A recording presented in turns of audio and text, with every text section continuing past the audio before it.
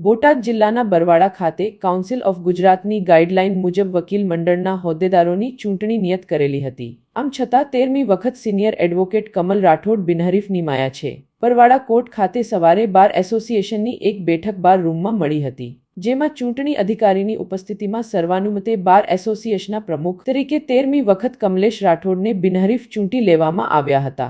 ઉપપ્રમુખ તરીકે જે.બી. થોરિયા, સેક્રેટરી તરીકે એ.આર. ચાવડા અને ખજાનચી તરીકે પી.એચ. સતાણી અને લેડીઝ રિપ્રેઝેન્ટેટિવ તરીકે એ.એફ. ચુડેસરાને જાહેર કરાયા હતા।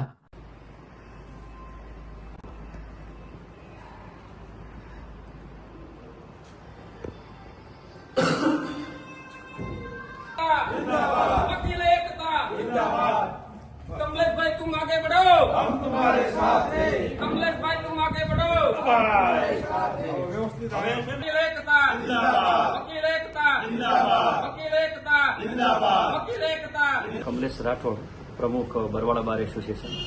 आज रोज बार काउंसिल ऑफ गुजरातनी गाइडलाइन प्रमाणे बरवाड़ा बार एसोसिएशनना होद्देदारोनी वरणी माटेनी एक बैठक बरवाड़ा कोर्ट रूम खाते मळी हती, जेमां तमाम वकीलोए सर्वानुमते मने प्रमुख तरीके चूंटी काढ्यो छे। ए बदल हूँ तमाम सर्वे वकील मित्रोनो आभार मानु छूं। साथे साथे ज्यारे ज्यारे पण वकीलोना कोई पण प्रश्न होय ते प्रश्नનું નિરાકરણ કરવા માટે હું સતત તત્પર રહીશ અને તમામ વકીલોને કોઈ પણ કામ માટે સંપૂર્ણ સહકારની મારી ખાતરી રહેશે।